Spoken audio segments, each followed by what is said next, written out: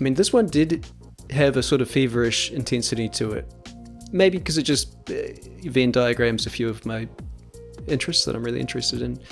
You know, like the 60s and Blades in the Dark and things like this. I felt like other people would be excited about it. And it just was the kind of idea that I knew I had to do in some form. I started working on it the next day. And before talking to John, which was pretty reckless, the Blades in the Dark IP sits with John, and you can't just make your DOSVol thing. So I should have asked him first, but I just started working on it because I was like, even if John doesn't want this to exist, which he had a good reason not to, like Blades has a very strong branding and visual direction, and this completely like goes away from that. So I could see why he'd be like, I don't want an official product that sort of muddies the waters there. But the idea was so appealing to me. I just wanted it for myself, if nothing else. It was always going to exist just for me. I just had to do it, and I was very comfortable that it might just be a PDF I release on Google Drive, and it's like a bootleg free thing. Welcome to Tabletop Talk, the podcast where I delve into the minds of tabletop gaming creatives. Join me as I uncover their creative process and inspirations. You are in the right place if you enjoy listening to thoughtful interviews with creative people. Hi, it's Shep. When I'm not writing dystopian cyberpunk, I'm listening to Tabletop Talk. Howdy friends, Craig here. My guest today is Tim Denee. Fans of the show know Tim. He's come up in several other interviews with the likes of Sean Nittner and John Harper. He was first a guest in November of 2023 on episode 213. Then we talked about Deathmatch Island and Odyssey Aquatica. We also spent a few minutes discussing a project he was playing around with, Blades in the Dark, 100 years later than the base setting. Well, 2.5 years later, it's time for Tim to come back on and talk about Blades 68 because it is crowdfunding. Tim, welcome back to the third floor. Kia ora, Craig. Thanks for having me back. What a pleasure. So, you have already answered the crappy question I ask all my guests, and every time you come on a podcast, you have to answer that question. So you're not going to be put through your origin story. But I am curious, I guess first off, you're a busy boy. Do you have time to game? Do you find yourself still gaming, or are you just occupied with real world and making games? Yeah, I mean, I do carve out time. We've got a weekly game with a home group. We play online, which is a real sort of game changer for me. I wouldn't be able to sort it out if we had to get together in person. It's just too difficult. And the people I play with, we've been playing together for, I don't know, over 10 years. And Amazing. They're all similar age, and many of them have small children, and so yeah, the logistics would be a nightmare. But getting together one evening online is much more achievable, and we do that. So I play weekly, and yeah, I love it. It's we have a great time, and I wouldn't, it's the P1, it's the top priority. I wouldn't be making games if I wasn't playing games. Like all my inspiration and motivation comes from that weekly game. Even if I'm not playing my own games or playtesting them, like all the ideas for new games come from playing other games. I was going to ask that. So is this the group that is subjected to your play tests and things like that? Yeah, they are, which I always feel a bit guilty about, but they assure me that it's they don't mind.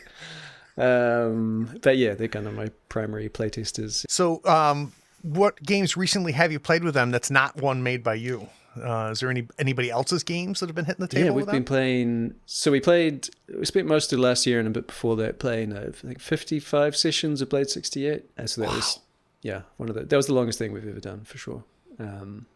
Which was fun. Like, I had a great time, and really, for me, I keep playing longer and longer campaigns, and then getting more value out of them. I'm sort of becoming long campaign pilled or whatever. What changed? Why is that? Why is that now a thing for you? Sounds like it wasn't before. No, we always played quite short things because as someone interested in game design and games, I wanted to play as many different things as possible.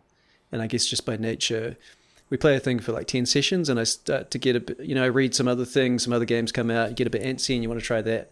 So it's not that I get bored of the first thing, but it's like I want to play more things. Let's put this on ice, or let's wrap this up and try the new thing. And that's always... It's like a 7-session itch. Yeah, exactly. 100%. 100%. So that is my natural inclination. But it was actually Band of Blades, because that sort of has a baked-in session or campaign length, like reaching the end, sky Dagger Keep or whatever it's called. To finish the campaign, you have to play enough sessions to make it there. Obviously, you can finish it early, but unlike other games, you can't just sort of write yourself out of it as easily. And so I committed to that, and we did it. And I was like, oh, actually, there's a lot to be gained from sort of committing to that longer length. And it was actually really fun. And so that kind of got me down the path of just wanting to try longer campaigns for a change, and how invested you get in the characters and the kind of the callbacks you can have and the character arcs, and there's a lot of rewarding stuff in there. Blade 68 came after that, so partly it came from that feeling, but also obviously this is my game, so I was, from a playtest point of view, I was curious, like, how does this go for quite a long length? So we went all the way from tier 0, beginning crew, all the way through to tier 4, which is as high as the character sheet goes. Wow. And they filled out the whole claim map and took over the city, and we did the whole thing. It was great. It was fun. Do you think there's things that you discovered in playing so many sessions of that playtest of 68 that you wouldn't have caught otherwise? Yeah, I think so. I mean, I don't think there's any like long-term stuff that I changed because of that playtest in terms of like balance. Partly because Blades 68 is expansion supplement. It uses the core Blades stuff, so I'm not like radically changing how experience works or anything like that. But I think with that crew type in particular, so this was a dealer's crew, and in Blade 68, the dealers, their claim map is kind of a little mini game where, kind of like Factorio, a game like that, you unlock supply claims, which give you product units, whatever you're dealing, which might be drugs, might not. They were dealing drugs.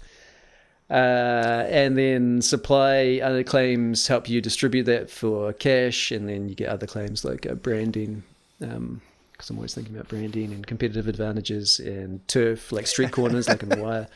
Yeah. So it's kind of this little mini game, and it's quite mechanical, and you gradually unlock these things. And so, I could kind of like, you can game that out on a piece of paper, but to actually see how it plays out with a real group, with actual players making those decisions, was really valuable. And I did tweak stuff all the way to the end about how those claims work to sort of make sure it had the kind of feeling that I wanted for it, like not too much cash but not too little, and this kind of prestige TV, The Wire, Peaky Blinders, that kind of, these kind of touchstones. But to answer your original question about another game we've been playing, since then we've been playing Mythic Bastion Land.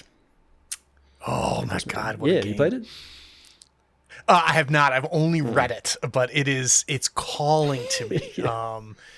But I'll tell you though, Tim, like, and your work is the same way, because I have not played Deathmatch Island, but I love reading Deathmatch Island, right? It's just it's a pleasure book, because it's a beautiful book.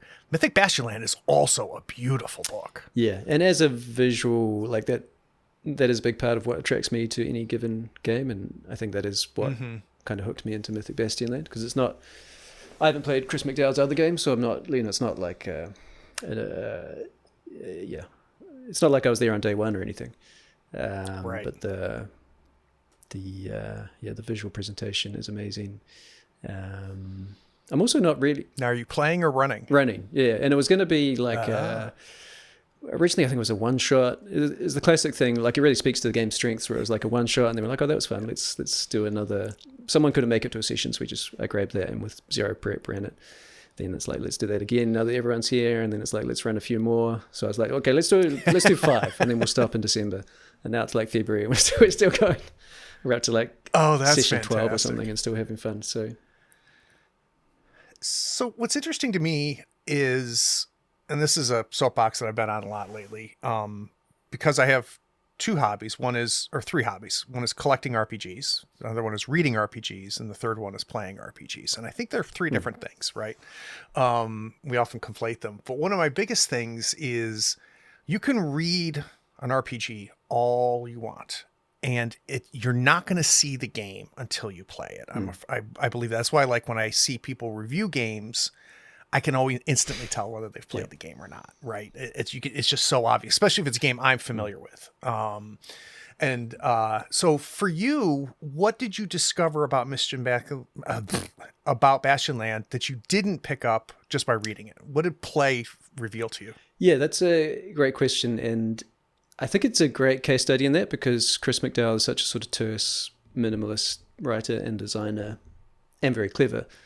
So there's a lot, it doesn't seem like there's a lot there when you read it, but when you get it to the table, there's a lot of little clever choices that kind of tick over and are sort of delightfully surprising. I mean, as an example, you have your 3 attribute stats. I forget what they're called, virtues, I think. So vigor, clarity, and spirit, and you can take damage to any of them, and they each get healed in different ways. And I think I hadn't sort of clicked for me how much that drives play. So vigor, if you spend a whole day in warm hospitality. Clarity, when you seek the guidance of a seer, which are like the Merlin type figures, the Gandalf type figures. And then spirit, you each have your own passion, which is each knight has a little passion, which is their kind of like personality quirk or foible. And that is the only way to improve them, other than like time skips and stuff. And so once the knights get, for example, clarity damage, players in any game are really motivated to heal HP loss. I find they want all the numbers at the max. So as soon as they take clarity damage, they're very self-motivated to heal that thing. And the way you heal clarity damage in this game is you have to go find a seer. And so in this, I think it's so important for a sandbox game for the players to have their own compass and direction and motivation of what they're doing, so they're not just walking around aimlessly.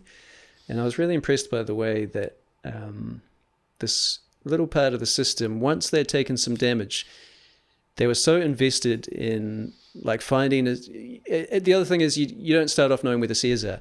So it kind of became its own quest where they had to go around, find people to talk to, where are the seers, where's the nearest seer.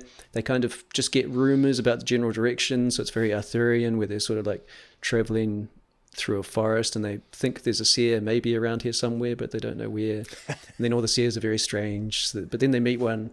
But it all felt like it entirely came from them and not from me. So it felt very that's great. And it's the same with healing vigor damage, which requires a full day in warm hospitality, which again sounds kind of simple. It sounds like it's just a long rest, like a D&D thing, but the key part is the warm hospitality and the fact that it's a fairly sparsely populated map. And so again, it's kind of driving this play where if they meet someone on the road, they don't just ride by, they have to stop and, you might want to find out where they come from. Is there a village around here? Do they have a house? Can we stay? Or can we get some of that warm hospitality? Yeah. It's kind of driving this sort of, it's driving them to become enmeshed in local communities and local problems and, that kind of thing. And so, those sort of little choices that seem quite simple on the page, the campaign feels very rich because of them, I think. Yeah, and this is a perfect example because that is not something that I picked up by reading it, that would be a pitiful thing, but it makes total sense, especially considering how most player behavior is. And you mentioned how sparse it is. I mean, it's sparse, but so evocative. He does so much with so little. It's very impressive. And he's done that in his other games, Tim, but I think Bastion Land is a whole different level. Yeah, that's the impression. I really do. I think it's the best he's ever made up to this point. The sparseness I love as well because it's almost like white space on the page, like it's this breathing room that just everything is so much more powerful because there's not a lot of clutter around it. Like, for example, a lot of the myths start with a fairly innocuous omen, like you come across a young man washing his clothes and singing a song. And that's the entire encounter. That's all it is. It just slightly foreshadows something they might encounter later. But because of the nature of the map and the unclutteredness of it, the breathing room, when they've traveled for like 3 days and haven't met anybody, when they come across someone doing their washing and singing a song, it becomes freighted with all this, it's like, what does this mean? What is this about? It sort of feels mythic just by virtue of this is the first person you've met for 2 days, which I think is how it would feel in real life as well. If you haven't seen someone for a while and then you see someone, sort of becomes freighted with meaning. Yeah, you're definitely more inclined to engage with them for sure, as opposed to I'm just going to go another 10 miles and find the next person for sure. So guys, the Insider Insight series allows me to sit down with designers, developers, artists, writers, and creators and learn how they approach their work. I try to understand their process, inspiration, and the methods for crafting their creations. We're going to take a quick break. When we come back, we're going to revisit and find out what's going on with Blade 68.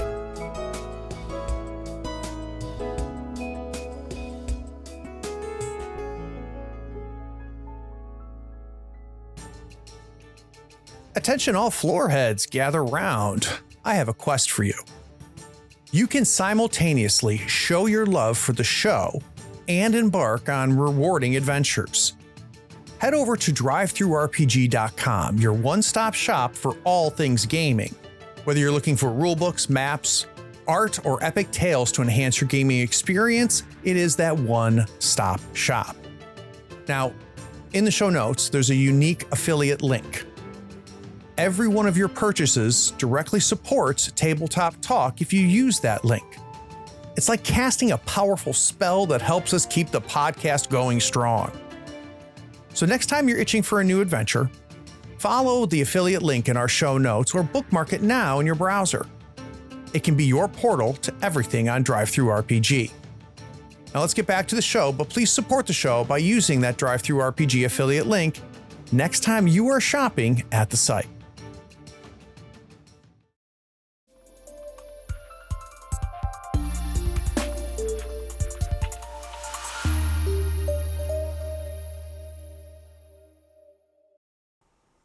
Like I felt like I got like a like insider information the last time we talked 2 years ago, and I'm like, because you brought up Blade 68, and it just my synapses just started firing. And then, you know, talking with John and finding out that there's been a lot of back and forth with you and John, you know, him working on deep cuts and you working on this, and how it sounds like one's feeding the other, and, you know, back and forth, which is neat. So I'm going to quickly read the blurb off the crowdfunding so people who are not familiar with Blade 68 understand it, and then we'll drill down. So Blade 68 spins the timeline of Blades in the Dark 100 years forward and launches you into the radical swinging 60s. New playbooks, new crews, and new heists await you in the vibrant streets of Duskfall in this 450-page expansion. It's time to get groovy. It's time to get grimy. It's time to get weird with Blade 68. Good coffee, by the way. Yeah, that's Tom at Evil Hit. So I don't we've covered this, and I don't remember it. So for those that have not seen it, take me back to where the initial acorn dropped off the tree, where you started thinking about what would become 68. I mean, the simple answer is I was playing Deathloop, and there's a game set in a sort of fantastical, otherworldly 60s, and it's dripping with kind of 1960s touchstones. I think the creators have described it as, well, their touchstones were like, what if a James Bond film was directed by Quentin Tarantino, which I think kind of tells you a lot about that game's tone. But great visual design, great world building, really fun game. I like that game a lot. The creators of that game, it's not immediately obvious. There's a few Easter eggs, but they confirmed after a while that it is set in the same universe as Dishonored, which they also did. And so it's the same universe, but X amount of time in the future, and it's sort of a 60s version. And I thought that idea was really fun, and naturally, there's a bunch of Dishonored in Blades. Amongst other things. I don't think Blades is just Dishonored, nor is Blade 68 just Deathloop, but I kind of love that idea of that update. I think there's it just sort of makes sense in a way. Like, for example, a lot of Blades is Dosfall, the city, and a lot of the city is London. And when you think about London, London exists in two time periods, which are Victorian London and 60s London, and that's it. Right. That's it. That's so true. And so we already have Victorian Dosfall, and so it really felt easy and fun to imagine, well, what if we've got Victorian London / Dosfall, what does 1960s Dosfall look like? And it was just the kind of question to myself that immediately you have like 30 thoughts, both from a world building perspective, and you can imagine the game, like the Crime Capers. I can imagine doing Blades stuff in a sort of Michael Caine, like Get Carter, Italian Job sort of milieu. And then also visually, of course, like I love mid-century design, and a lot of 1960s cultural products, TV shows and movies and stuff. So it was very easy for me to imagine like designing this thing visually. And so it was just this idea I had to do. So I'm imagining, Tim, like this happened. This is not the first time this has happened in your life, right? Where you go, oh, this is an interesting idea. And your mind explodes a little bit. And there's a world and a timeline where Blade 68 died on the vine, right? So you and I talked about it 2.5 years ago, and it just never happens, right? It never finishes. Do you have a sense now what allowed this or pushed this to continue to occupy you and continue to inspire you and get you to the point where we're now going to actually put the game out? What was different, I guess, than other ones? It was different. So, I mean, yeah, everyone has ideas and they come and go, and I've got lots of ideas I never did anything with. I mean, this one did have a sort of feverish intensity to it. Maybe because it just Venn diagrams a few of my interests that I'm really interested in. You know, like the 60s and Blades in the Dark and things like this. I felt like other people would be excited about it. And it just was the kind of idea that I knew I had to do in some form. I started working on it the next day. And before talking to John, which was pretty reckless because the Blades in the Dark IP sits with John, and you can't just make your DOS-Vol thing. Right. So I should have asked him first, but I just started working on it because I was like, even if John doesn't want this to exist, which he had a good reason not to, like Blades has a very strong branding and visual direction, and this completely like goes away from that. So I could see why he'd be like, I don't want an official product that sort of muddies the waters there. And you know, that would be very reasonable for him to say. But the idea was so appealing to me. I just wanted it for myself, if nothing else. It was always going to exist just for me. I just had to do it, and I was very comfortable that it might just be a PDF I release on Google Drive, and it's like a bootleg free thing, which I've done before. I've done like Games Workshop hacks that are free online and stuff like this. Like I'm pretty comfortable doing that. So that was always going to happen. And then I guess the second part of that is that I started sharing some bits of it on, I think, Twitter as it was then. And other people did seem to be as excited as I was. So there was a lot of like interest and engagement. And that kind of told me that, you know, I was happy to do it for myself, but if other people are keen, I'm very happy to kind of meet that interest and to make it for them as well, and to reach for a higher level of polish. And and then obviously along the way, I should say I talked to John, and it is all squared away. It's all official. yeah. Hey, by the way, John. No, so I want to understand the approach there. So can you take me back and share anything about that first conversation? Like, what did you show John? What was your pitch? Yeah, well, do you remember? I have these DOS-Vol street maps that have existed for a long time. I think they're 2020 or something, 2019 maybe. The best. Yeah, thanks. And so I have, you know, I'd worked out an arrangement with John regarding IP and royalties and stuff for them. So every quarter or so I message John and, you know, do a check-in about that. So we kind of have a communication channel, I guess. So it wasn't a very formal pitch. I think he had seen some of the stuff on Twitter as well. So I was basically like, I'd quite like to develop this and, you know, sell it. And can we arrange something like we did for the street maps? And so we came to an agreement very easily and casually, basically. I mean, John, as I'm sure you know, is a very approachable, reasonable person. So, you know, there was no stress. I don't take it for granted how easy that was. Like Blades in the Dark is, you know, one of the most popular non-D&D role-playing games. Like it's a phenomenon. I'm sure it's a big part of John's like personal whatever, his life. Yeah. So I don't take it for granted that he was generous enough to let me do something with that IP and to kind of muck around with it in a way. Well, and you know, he's very free, obviously, with the clockwork behind Blades, right? Forged in the Dark is freely anybody can do it. But very tight on the actual IP itself. So I think that's probably speaks to how cool the idea was. That all happened. So Tim, you're like, holy shit, I love this idea. The next day you sit down and you start working on it. What is in front of you then?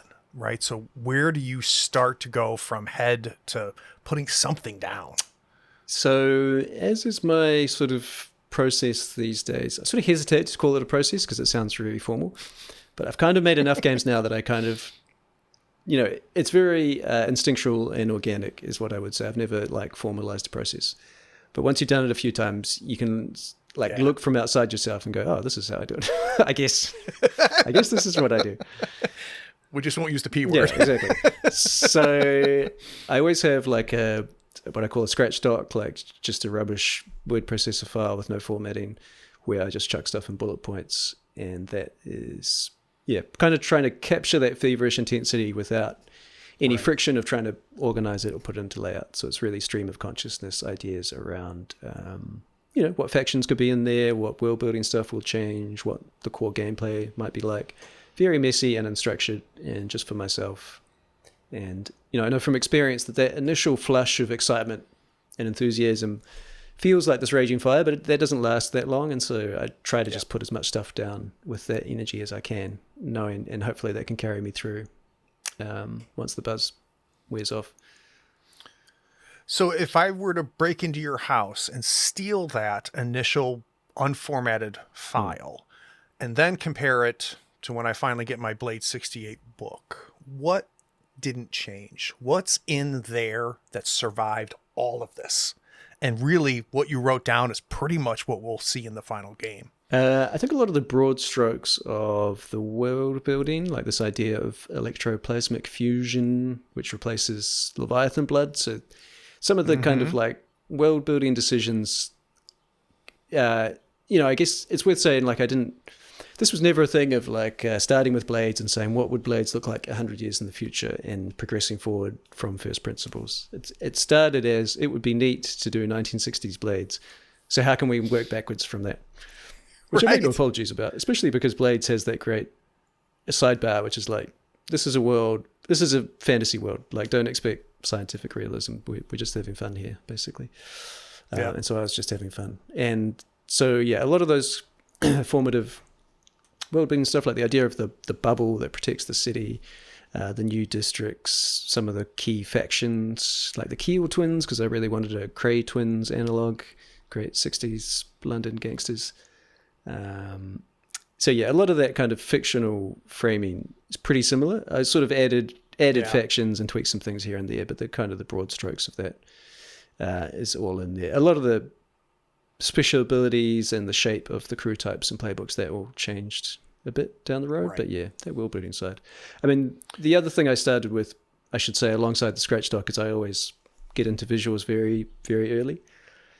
And partly because I know the way I work, I want to have fun doing the visuals, or else what's the point of the project? And so I had to, I had this notion that I could have fun doing a 1960s version of Blades in the Dark visually as a graphic designer, but I wanted to test that as soon as possible. So at the same time as doing the scratch doc, I'm also in Illustrator doing a character sheet and a logo, updating my street maps to this 1960s version, and just making sure, like, is this going to hit like I think it will hit? The stuff in the scratch doc, a lot of that survived, but the visuals are actually, aside from the map, the logo and the character sheet are radically different.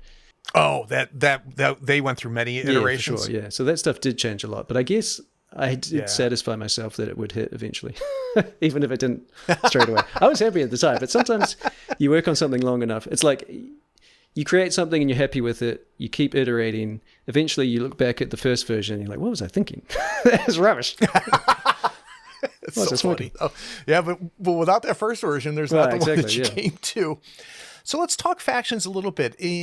Are we looking at, now the Red Sash is 100 years later or this, or, do you go through that process of going, I think that obviously the Dimmer sisters aren't going to make it 100 years, or do they, like, what is your process there? Or do you say, working backwards, these are the factions, some of them might trace back, some might not? Yeah, that was kind of there's this kind of recurrent theme in everything on this project, which was I wanted it to unquestionably be Blades in the Dark and DOSfall, and to be very familiar, or else what's the point of the project? Like, it might as well be its own game. Right. So it had to have enough familiar touchstones to Blades in the Dark that even without being told this is a Blades in the Dark expansion, people would just understand that. Like they would see things they recognize. It would be familiar from that point of view. But at the same time, I'm also like, I don't just want DOSFall as it was, but with cars and record players. Like, that's not enough of a shift. I want this to feel very swinging 60s, very 1960s, very 60s London. And from that point of view, it should feel completely alien. Like if you were a time traveler from the 1850s and you step into the 1960s, you're probably going to be in a spin about how different everything is, right? In terms of color and fashion and everything. So it should have that feeling of like, this is, a completely alien, different thing. So there's that contradiction between those two ideas, like at once being completely obviously familiar and also completely utterly different. And so I think that tension is like the key thing that drives the whole project. And so for the factions, the way that was reflected, I mean, partly it's also thinking about the real world. Like I think if you were to look at 1960s London or any city, it's not just London, right? But if you were to look at 1960s, the sort of criminal landscape, if you like, not many of those gangs or factions, whatever you want to call them, existed in the 19th century, right? Good point. Like some might. Like maybe you could trace back the Italian mafia maybe to the 19th century. Maybe you could, the idea of the Illuminati probably goes back 100 years in some form or another to some extent. So I felt there should be some factions with some evolution, some callback. But also I felt like to give that idea of a whole new landscape, a whole completely alien experience, I did kind of wipe the slate clean in a lot of ways. So it's like the Red Sashes would not exist in any recognizable form for 100 years. And neither would any street gang, really, I don't think. Unless you achieve some kind of institutional permanence, you're gone, I think, after 120 years or whatever. It's a long time. Yeah, it is a long time, and I think people forget how much changes. I mean, Victorian to the 60s it is wild because it feels like a lot more than 100 years for sure. So for me, the more interesting choice is what sticks around. So like the Unseen, to go back to the Illuminati point, I love the Unseen in Blades. It made perfect sense to me that the Illuminati would still be around 120 years later or whatever. And so they're still a big part of it, and even more higher tier, so even more of the kind of Illuminati of it all, because also they can fill that spectre, the Bond, like Society of Villains kind of role, which is fun. And then in other ways, so that's kind of the making things completely unrecognizable. But the other part is how do you make it familiar? And so in that way, I wanted to have some, not to quote George Lucas, but he talks about the prequels rhyming. So I wanted some factions to kind of rhyme with Blades in the Dark. So there's no Lampblacks, but there is a faction of Railjacks who have had their jobs replaced by hulls, and so they're a union who've turned to crime, and they're called the Blackjacks. Nice. And so that obviously echoes the Lampblacks, but they're not the same faction. They're doing something completely different. But hopefully, seeing these kind of echoes in some of the factions, it feels very familiar, but also different. How about the ghost field? It's this abstract, not detailed thing that's in Blades that for every time I've run Blades always becomes a big thing. And in every game I run of Blades, the players make the ghost field something different. Like the ghost field's never the same, even though the GM is unchanged. What happened to the ghost field over 100 years? So the simple answer is it's still there. The way I conceive of it is it's talked about differently. So it's called the resonance field now. It's understood in more scientific terms. A big touchstone would be Ghostbusters, and the way that those movies are about ghosts, which, ghosts, but they talk about them in like pseudo-scientific terms, and there's a lot of fun kind of pseudo-scientific jargon in those films. And so I really like that blend of like something very superstitious and ridiculous and, kind of magical, really, with this kind of pseudo-scientific jargon over the top of it. And so that's kind of where things are at in Blade 68, where the ghost field hasn't really changed, but the way people now view it through scientific terms. And maybe, the ghost field I've always felt is very malleable, like it's this sort of, it mirrors what's going on in the physical world. And so I think I felt that if people feel differently about the ghost field will change to reflect how they feel about it. So it has that kind of thing. So maybe it is a bit more scientific, and it is a bit more psychedelic, and it is a bit more 1960s. So it has kind of changed, but it's mostly changed because of the way it is perceived. And then I guess the second part of that is another theme of 68 is that the reality wardens, now called Section 6, have become more Big Brother. They've gotten better at the censorship. They've got memory wiping men in black powers. And so that supernatural stuff has all been tamped down, and the general idea is there is less of it. That's probably not true, but that's kind of people's experience is like, that's a problem of the past. That's 100 years ago. Like people, you don't have to worry about ghosts anymore. That's ridiculous. Right. But of course they are still there. So several times as we've been talking, Tim, you're reinforcing a very specific type of 1960s London. It's the swinging 60s. It's the psychedelic 60s. Can you give me an idea?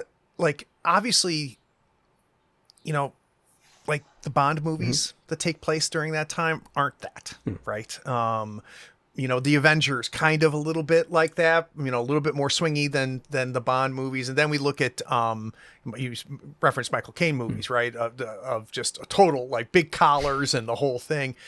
How are you like holding that up and making sure that that's what this Duskfall is that very psychedelic swinging 60s? How do you enforce that theme? Well, that's another fine line. And I guess I wouldn't want to overemphasize that because, you know, something I love about Blades is, as you say, like every table makes the ghost field their own, but also I think every table makes the whole setting their own.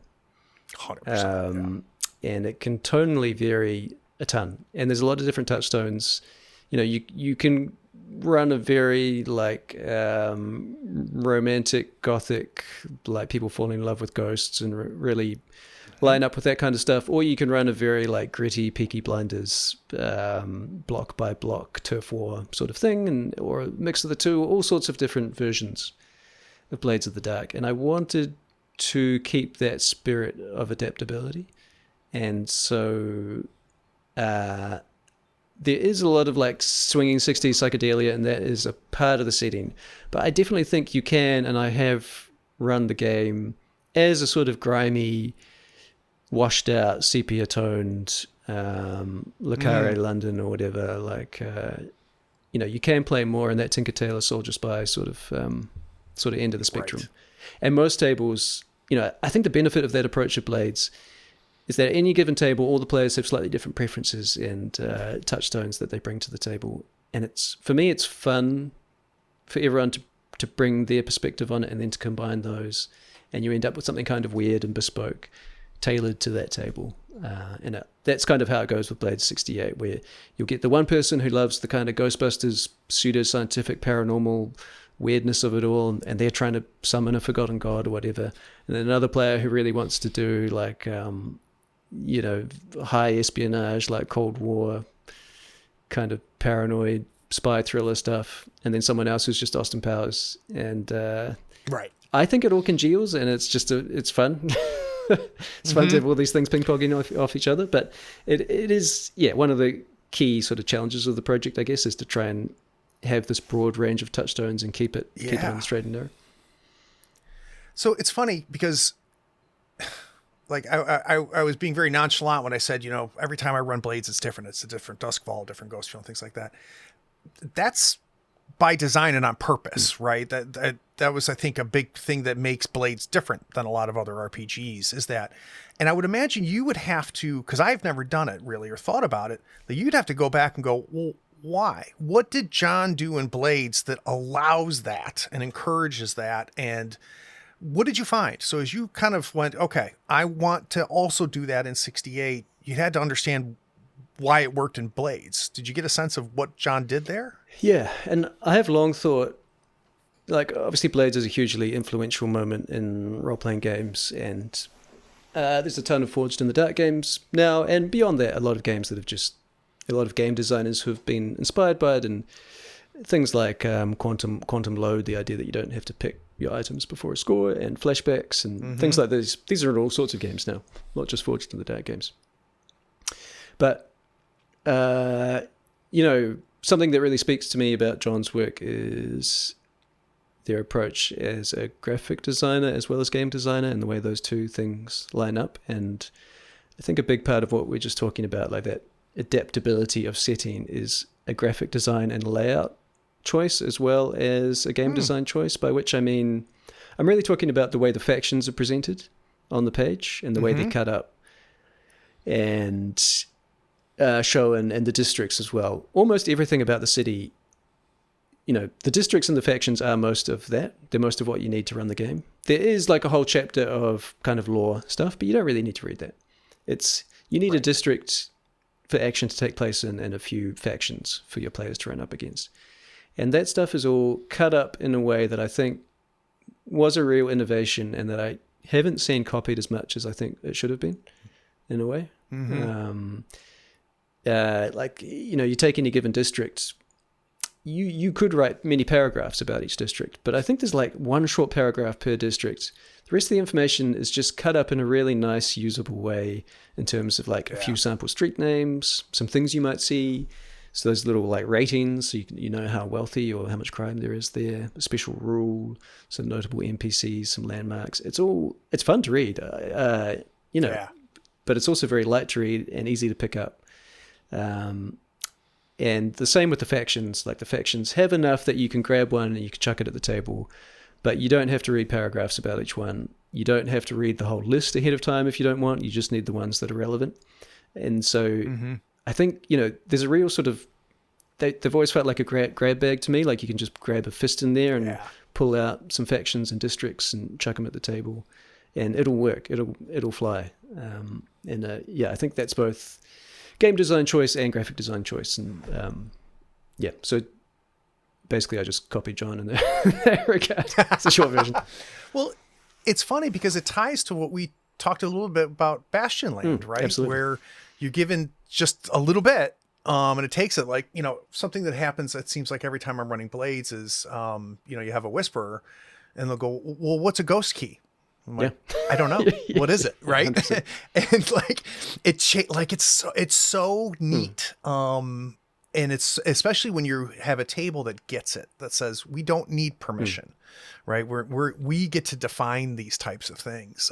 But there's, again, like, I like the grab bag. Yeah, Mythic Bastion Land is a great example, and I think that's also why it really speaks to me as someone who I haven't played a ton of, like, I don't know if it's OSR, but in that kind of, Chris McDowell is certainly part of the OSR tradition, and I haven't played a ton of those games, but I think what really appeals to me about Mythic Bastion Land in particular is that, that sort of, it does feel like a grab bag. It's not like you're memorizing and then running a long dungeon. You grab a few random myths, some random knights, you're rolling omens. It's all very organic and procedural, and it just feels like a magic trick, and that's always how it feels with Mythic Bastion Land, and how it felt with Blades in the Dark as well to me. So Tim, as you're working on this, I'm often hearing from designers, especially on long-term projects, which this ended up being a pretty long-term project for you, that there was something that plagued you for the majority of that time, something that you struggled with, that you dropped, you picked up again, you changed, and you couldn't, and then all of a sudden, either you added something or took something away, and then it all came together. Did that happen with Blade 68? And can you talk to me about what it was? Yeah, there's a few things like that. I think the biggest thing, or two sort of related things. One is, one of the crew types was called the Heist Team, and it was sort of the replacement for Shadows, and basically the thieves of the thief option. The whole thing was breaking into places and stealing stuff. And they were very like Ocean's 11 coded, and had a bunch of special abilities that I still really like. They were basically very troop play focus. So the idea was you would, in Ocean's 11 style, be constantly introducing new characters for a particular like niche thing. So, in Blades you might have 3 or 4 PCs, but the idea with this crew type is you really have a roster of, like 11, like Ocean's 11, right? Like you want a whole bunch of people you can bring in and out. And there'll be special abilities that kind of facilitate rotating these characters out, like one last job, like this is your last job before retirement, that kind of thing. And then another ability that can pull people back out of retirement, of course. So all that stuff is quite fun. Trouble is, a lot of people don't like troop play, I don't think. People like to have their character. Some people love it. It's kind of a love it or hate it thing, I guess. But it was sort of tricky because the shadows niche in Blades is a very popular one. People often want to play the thieves, but then I was pairing that up with the very kind of niche experience, this troop play thing, which a lot of people didn't want. So that was kind of causing friction. And then the second part of that was kind of a struggle, well, not a struggle, but something we were sort of working through was there's a lot of strong spy touchstones, like Bond, but also, as you said, the Avengers and the 60s Avengers, not the Hulk one. All sorts. Len Dayton and all those books and lots of great touchstones. And that sort of shot through in the graphic design and the art. And so people come to Blades and Blades 68 and a lot of them want to play spies, was kind of the playtest feedback. And there wasn't really a spy crew, and intentionally it's still Blades, so you are still playing criminals. And so it's like, how do you square that circle of like a crime game but with a strong spy flavor? Yeah. And so the solution to both those problems was basically the old like kill your darlings sort of approach, which was to just cut the heist team and their fun special abilities. Maybe they'll pop up in some itch PDF or something at some point. Right. But they got cut from the game. I brought the shadows back, so there's a crew type just called shadows. Something I liked about the playbooks was they all have different names and focuses from Blades. But there is a hound, and that kind of goes to what I was talking about before, where it's like most things should feel different, but there should be something familiar to remind you that this is still the same thing. And I like the idea that, because in Blades, the playbooks are diegetic. Like people in fiction are meant to say, oh, so-and-so is a cutter, she's a cutter. Everyone knows what a cutter is. Everyone knows what a whisper is. They're not just playbook names. They're in-universe things. So I felt like 100 years on, there's no more whispers because that's too superstitious. Cutters, you've got different playbook names. But I wanted one to still be around. I chose the hound. So there's still hounds. Their job looks very different than it did 100 years ago. But if you're in a given neighborhood, people would still talk about such and such as a hound, or you need a hound, that kind of thing. And I kind of liked how that worked out. I hadn't done that for the crew types, so they all had different names. But I kind of like the the symmetry of having one crew type with the same name. So it felt right to me that the shadows come back. And then once you call that crew the shadows instead of the heist team, now it's no longer just about thievery. And so now they can become the sort of espionage crew. So yes, they're good at breaking in and stealing, but they're also good at breaking in and doing some information brokering, or planting bugs, doing some surveillance tapping, following people, doing freelance espionage. So you have this crew type they're still criminals, but now they're sort of, freelance espionage, Cold War, middle people, criminals. And in true Blades fashion, you can play them as a heist team. You can choose their favorite operations. You can focus on bank heists and jewelry heists or whatever you want. But it also fills that niche of if you want to play in the espionage space, if you want to be the kind of, criminal Bond. I mean, criminal James Bond sounds fun to me. So, yeah. Well, it makes me also think about, the political structure in Blades can sometimes play a big role or be not even talked about, right? Again, depending on what the table's engaging with and what they're holding on to. What has happened now? So if in 68, who's running the show? Yeah, that was something else to kind of puzzle over. A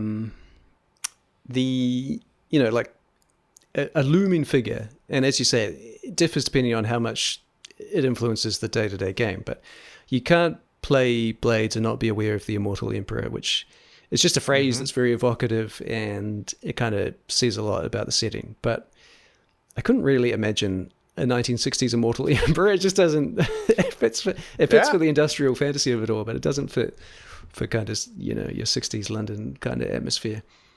And so the short answer, Sean Nittner wrote a supplement called Broken Spire, or also Broken Crown, I think is another title for that project, and it's about assassinating the Immortal Emperor back in Blades times. And so I kind of like the idea of sort of semi-canonizing that. You know, the 60s also a great time for conspiracy theories and the like. You know, Beatle conspiracy theories, JFK, like it's kind of a very nascent time for many popular conspiracy theories. And so foundational, you know, the Immortal Emperor is foundational to Blades, but foundational to Blades 68 is the Immortal Emperor dead? You know, so there's some concept variously that the Immortal Emperor might have been assassinated a long time ago, or maybe there never was an Immortal Emperor, because that's kind of a ridiculous idea when you think about it. Or maybe the Immortal Emperor is still alive but controlling things now from the shadows. So there's kind of like a sham of democracy now in Akaros. Oh, interesting. And they kind of have parties and elections and elected speakers. But there's sort of a little Easter egg that no matter which party is elected, the sort of first speaker, like the prime minister or president equivalent, goes into a secret chamber alone, and whenever they come back out of there, they end up sort of spouting the same line. Like they always kind of fall into line with a certain bipartisan consensus, if you like, which I guess could be a commentary on the real world, but is also like it suggests maybe you didn't have to go that hard, Tim. suggests something about the Immortal Emperor. Yeah, so I guess the short answer is there's kind of a conspiracy tinge, sort of democratic but deeply flawed kind of layer of politics on top of everything. So, you know, you talked about different people are going to engage with it different ways. In the same way, you know, Duskfall is different every time. Duskfall is still going to be different every time. It's 68 by design by you. I want to go back to your 375 sessions of 68 with your friends. Can you give me an idea of what they really engaged with, and you know, the corners of what you made that just tickled their minds and they explored? Yeah, I mean, part of the fun of that is setting down, you know, part of Blades, which is kept in Blades 68, is that at the start of the campaign, the GM and the players, but mostly the GM, picks some factions who are entangled already with the crew, like someone they've pissed off, someone they've maybe done a favor for and have a better relationship. So you start the campaign with a few key factions that are kind of on the board. Blades 68 adds a ticking time bomb, which is like this background situation that might explode. It's not meant to be like the story of the campaign, but it's just like a complication, a driver of tension, and makes their lives a little bit more complicated. And that has factions attached to it too. And so I chose one of those. And so there was like 5 or 6 factions on the board to begin with. And the fun of it for me was that they didn't engage with the factions I was most excited about. So you sit down and you kind of imagine, even though you shouldn't, you sort of imagine where this campaign is going to go. And you think about how these factions could develop in their rivalry and antagonism and all these exciting things that could happen. But the players attached to completely different factions, and then the campaign goes in wildly unexpected directions. And so that did happen. And you know, that's by design, and I was really pleased to see that. So, for example, one of the factions is called New Dawn, and they're sort of a shady health and wellness cult. They're like tier 5. Very nice. They're basically, don't tell anyone, but they're basically Scientology in the 60s. L. Ron Hubbard. Very nice. And they were on the board, but I didn't expect them to be a big thing. But the players, I introduced this kind of slimy NPC from that faction. The players just hated him immediately. And so much, and they eventually got him sent to, like, they framed him for their own crimes, and he went to jail, and just became this amazing antagonism that that really drove the whole game. And that's the advantage of this kind of gameplay style, I suppose, is as long as I've been doing it with this particular group, I still never know what they're going to spark off and attach to, and who they're going to hate, and what's going to elicit an emotional response. So it's so great to be able to put down 10 things, let them choose what they hate and love, and then that becomes the focus. And so New Dawn was an example there. They also got in big with the Scorpion Syndicate, who are like a sort of Bond drug smuggling villain kind of thing, but they were best friends with them. And so there was a lot of like great successful sort of factional relationships that were totally unexpected on my part. The other thing I would say is, so Blades 68 has the Trouble engine from A-State, designed by Morgan Davey, which Not familiar. Yeah, well, it replaces entanglements, basically. It's sort of an expanded entanglement system. I quite like the name, the Trouble Engine, like it evokes, it's very evocative. A-State is it's in a similar space to Blade 68, and that's why I borrowed some mechanics from it. Morgan Davey, great designer. But the Trouble Engine, as well as doing your classic sort of crew trouble, it generates local district troubles, unrelated to the crew. Nice. And I thought that was really successful as well in the players sort of cared, they were in Crowfoot in the center, classic Blades district. And those kind of local troubles, they did end up getting involved with and helping to fix. And it just sort of slightly bent things in the direction of a little bit of a Robin Hood-y, like nice. They're involved in their local community and where they can, they're trying to sort of improve things, even though they're still your classic prestige TV anti-heroes who are just trying to make money selling drugs. But, I don't know. It sort of weaved things through in a very satisfying way. And I guess the final part, I've been talking about my campaign a long time, but you did ask. I did. Hey, that's why we're here. The final thing that worked really well is one player was playing the Hull, which is one of my favorite new playbooks. Obviously, Hulls are in Blades, but now they're a core playbook. They're kind of the weirdest playbook because you start with no memory. So you're the soul of a criminal who's been sentenced to this procedure where your soul is stripped out and put in a automaton to basically do enslaved labor. And your soulless body, which is called a hollow in Blades, is like, classic Clockwork Orange, like just vacant, kind of lobotomized, sweeping the street or whatever. So it's kind of a double horror. So when you play a Hull, you're one of these Hulls. You're the soul of a criminal in one of these Hull bodies, but you've started to remember your old life and come alive. Oh, wow. But you're still entangled with that faction. They still think they own you. And so it's the way it's written is that you discover your memories through play. So you don't start with the backstory.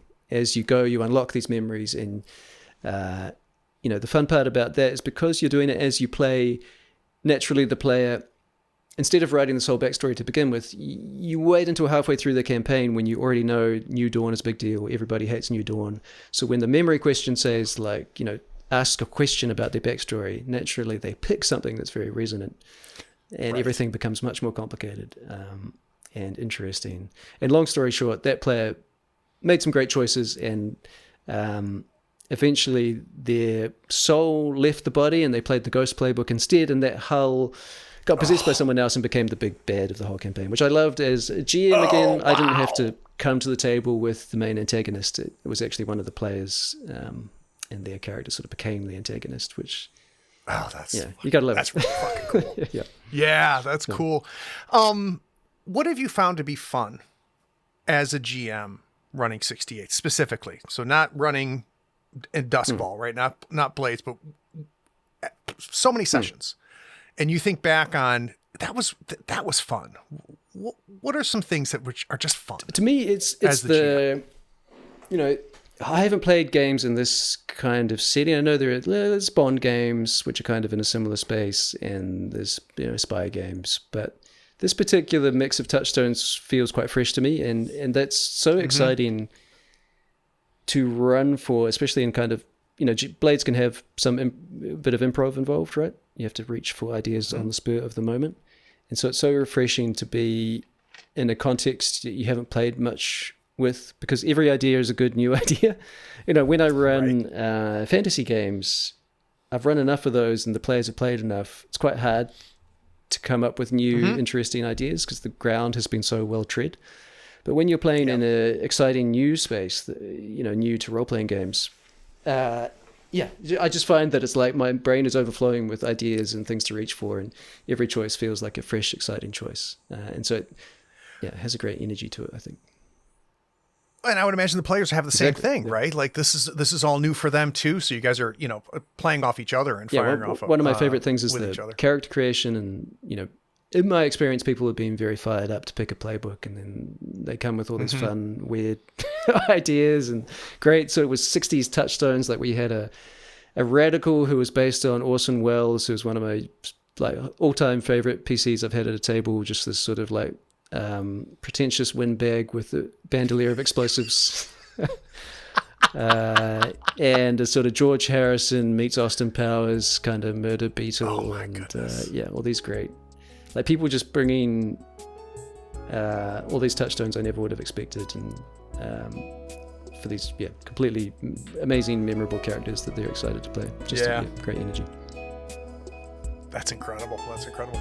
Guys, we're going to take a break. When we get back from this break, I am going to find out from Tim what is his one thing worth sharing. We'll be right back.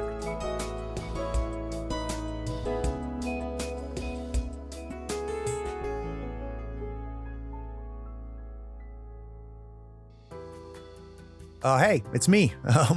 I'm interrupting this episode, and I hope you're enjoying it, and I bet you're anxious to hear the rest. But before we jump back, I need a favor. Do you know someone who might enjoy this episode? Can you shoot them a quick message or maybe even send them a link to it? Listeners sharing this podcast was the primary reason we almost doubled our audience last year. Also, would you like to see and hear these games in action? Go to the Third Floor Wars YouTube channel and Twitch stream. Our actual plays combine compelling role-playing, character-driven action, and system tutorials. We create great stories while lifting the hood and showcasing the game mechanics. Links to both are in the show notes. Okay, last thing, and I mean it. Have you rated this podcast on your pod platform yet? Maybe even written a short review? It is a simple way for you to be even more awesome than you already are. Okay, now I'm done. Let's jump back and listen to the rest of this episode.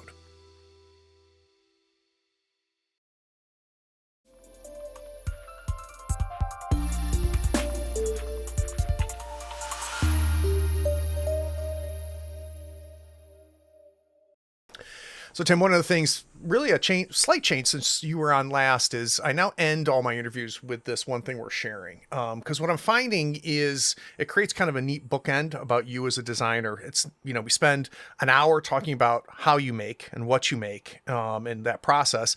Now we're going to talk about what you eat, right? So what is out there that consumes you?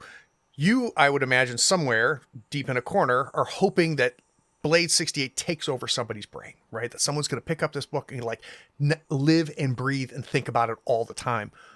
What's done that for you? Is there a book? Is there a movie, video game, another RPG that has just kind of taken over your brain a little bit recently? The first thing that comes to mind, Magical Athlete, the board game? No. It's by CMYK Games, who did Wavelength and Monikers and bunch of they make good stuff. Really nice, very inspirational to me as a game designer, like the blend of just totally sharp visual design and production values, and just wonderful to unbox and to own, but also really fun games as well, just like the complete package.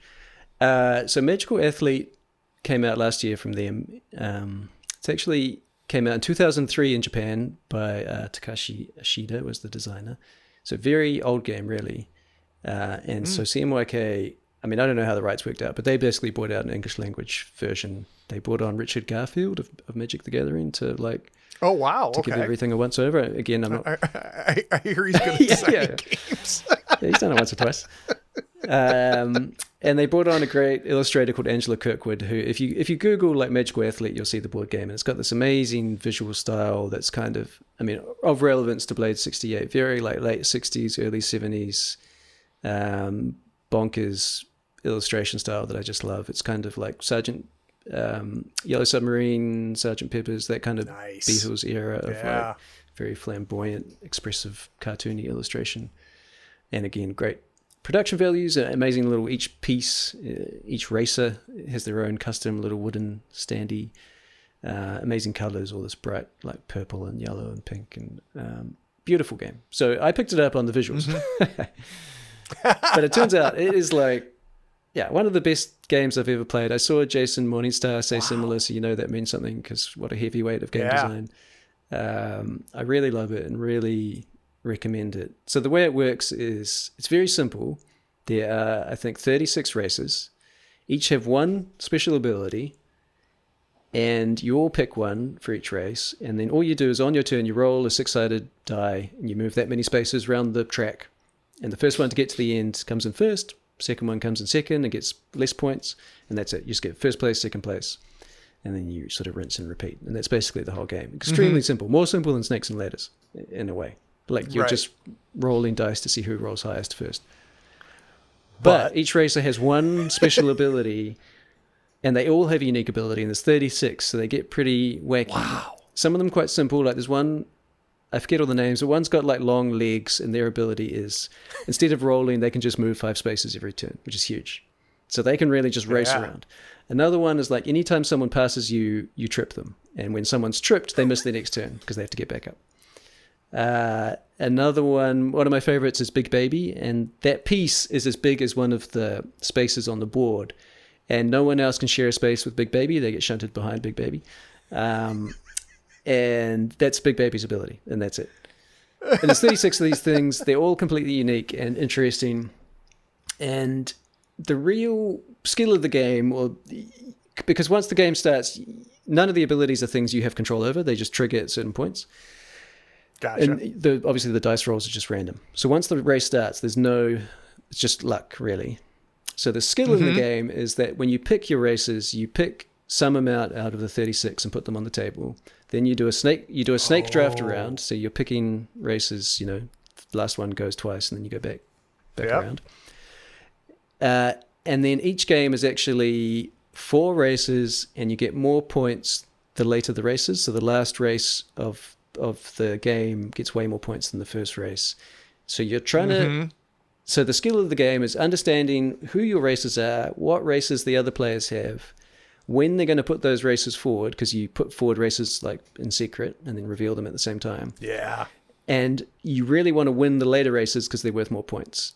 And so you're kind of looking at your races and you're thinking, this one's strong, so I'll put them to the end. But then this player might be thinking the same thing, so maybe I should put my stronger racer a bit earlier. So it's a lot of that kind of draft, like management simulator sort of fun.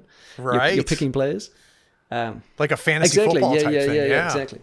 But very simple and very fun. And then once you've made your choices, you just watch the chaos unfold as these racers like teleport and bounce into each other and fall over. And it happens. It almost makes me think it would make like a great Pokemon game. Oh, interesting. In a way, because it's like, how do these races match up against each other? And then you just let them at it, and they just go for it. And the choice is like, who's in your roster, and what order do you bring them out? That's where the interest is.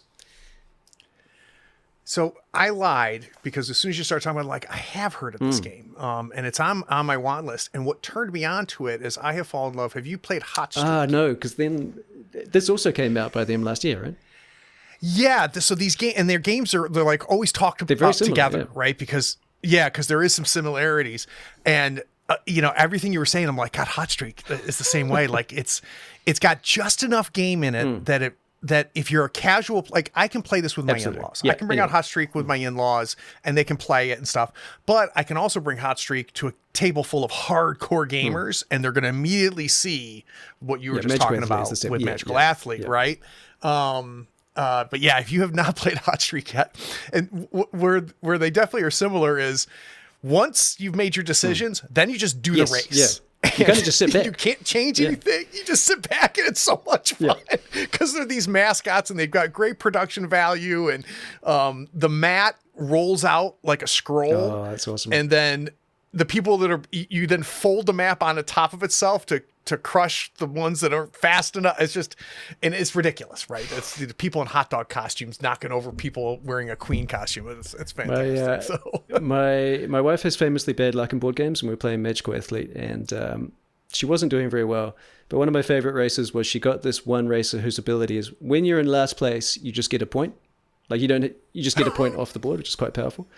But that is actually quite a gamble because it only triggers if you're in last place. So you're just relying on luck to always put you in last place. But it was funny because she'd had all this bad luck the whole way through, and then the bad luck just continued, and she just got a ton of points. And the race is called like the sore loser or the sweet loser or something. And oh, that's amazing. It's just a really fun moment of the universal learning. So my one thing worth sharing actually echoes to a little side comment you made earlier. So you mentioned Factorio as being part of that one faction that you were playing around with. Those games, Shapes, Factorio, like, I don't know what it is about those games, but I freaking love those games. And I cannot tell you how many times I've sat down, I'm just going to play a little bit around. I'm just going to play shapes for like 30 minutes and it's 2 a.m. It's like, holy shit, what just happened. Right. But I kind of, I like Factorio. I tried to bring it back and play it again. I'm like, I don't want to play this again. And I tried to do the same thing with shapes. And this is after like hundreds of hours of play. Right. And, I was like, whatever. So I went exploring again and looking for games and I don't know specifically what it is, but just sometimes those types of games will hit or miss. Like, what is it? Satisfactory. Oh, I don't know. Is another one that a bunch of my friends are like, oh, if you like Factorio, you got to play this one. Tried it. And I'm like, it just doesn't click for whatever reason. Then I found Alchemy Factory, which is relatively new and shit. I love this game. So you have a shop, right? So it's like this medieval type thing and you have a shop where you sell things and you have tech trees, which I've discovered is something that I really like to have in this. And I love the spatial puzzle of it. I love the efficiency piece of it. That's a big part of like my kink with these games. And just Alchemy Factory just does it. And yeah, it's really interesting. So like you start off, you're going to sell widgets, like little wooden widgets, right? So you got to figure out all right, where am I going to get the wood? And, then I got to cut the wood and I got to get the cut wood over to this thing. And then I got to, and at the beginning you're manually picking up the stuff and putting it on your shelves. But then, and then you have to run to the register and you have to check out your customers. But then you can get an automated register, as you move up. You then get a cash register, so you don't have to do that anymore. And that's amazing, right? You're like, oh my God, I don't have to run the side of the shop. It doesn't. Then you figure out how you can stock the shelves automatically. So you don't have to do that anymore. And it's really dumb, but I really love those types of games. Is there a single thing it does differently, or is it just the perfect blend of... I think no, because that's funny you say that. There's a whimsy to it that I think is unique. Like Shapes, and when I say Shapes, it's with a Z. Shapes is a very dry game, but it's excellent. And it's got more of a puzzle to it than I think other ones, and I think that's what I loved about Shapes. There's a certain whimsy about Alchemy Factory. Like I just unlocked a thing it's a quantum crucible. And it's like, and it produces this thing, right? Sure. And you look up this thing and you're like, well, how do I make this thing? And it's a black thing, right? And you go, okay, well, how do I make this? And he goes, well, if you burn the white thing, it makes the black thing. I'm like, okay, all right, well, I need to make this black thing. So how do I make the white thing? Well, you have to burn the black thing to make the white thing. It's like, what the hell's going on right now? But then I unlocked, I was like, this doesn't make any sense. Then I unlocked this quantum crucible, which just says, you just put anything in it and it'll spit out a black thing. Okay, right.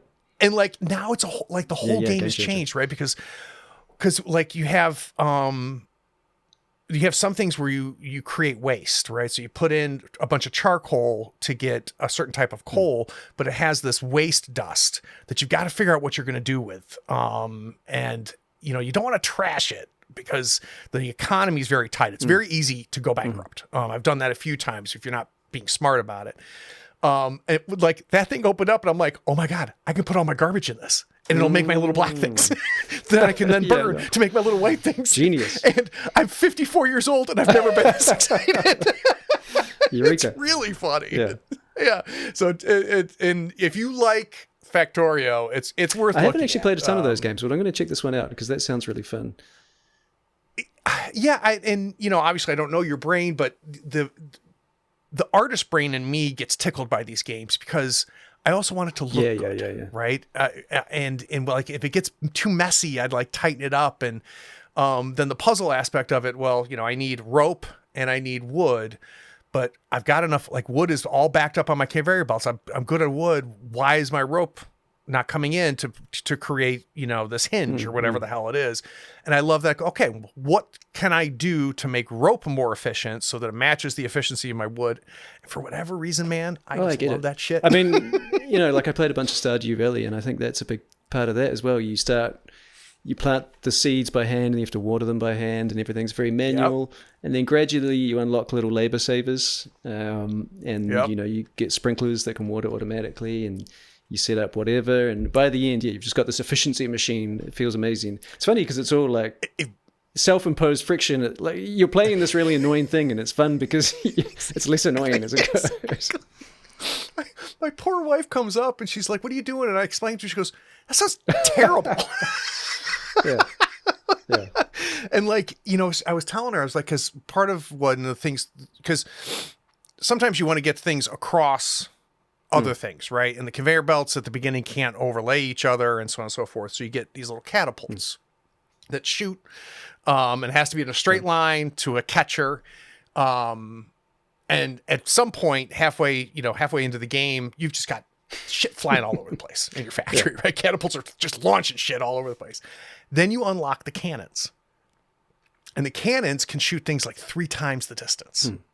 And they don't have to line up like amazing. A catapult does.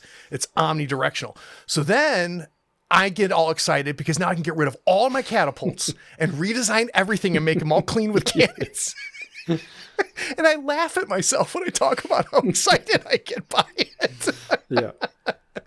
So I know what you mean about the sort of aesthetics of it, though, or like the quick, like that is important.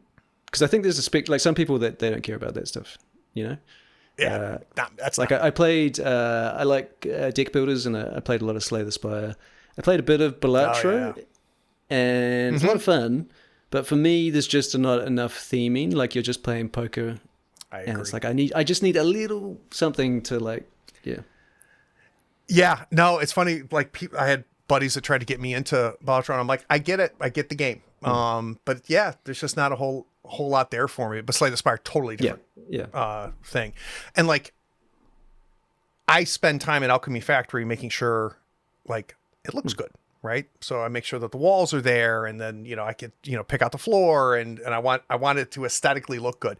To your point, that's me, right? And it might be other players. There's other people that don't care. Like, and of course, with these types of games, you get a whole community that's built around it. And so now I'm finding myself going on YouTube and looking at other people's factories and going, "Oh my God, that's so sexy. I can't believe that looks so good." Yeah. That's when you know you're in trouble, when you start doing like research into the game you're playing. I remember when I got into Dwarf Fortress and I was looking at real life aquifer designs and like actual real world engineering to figure out Dwarf Fortress problems. Yeah, I've heard I've had a lot of people come on the show that talk about like how much time was stolen from them by Dwarf Fortress. Oh, Tim, so there's a ton of things you could have done on a Monday that doesn't involve talking to me about Blade 68, but you took the time and I do appreciate it. Thanks, Craig. What a pleasure. Hey, for those of you listening, guess what? It's the end. You made it, and I appreciate you doing that. And if you got some spoons, make sure you're taking care of yourself, and if you got a few extra, take care of somebody else. Take care.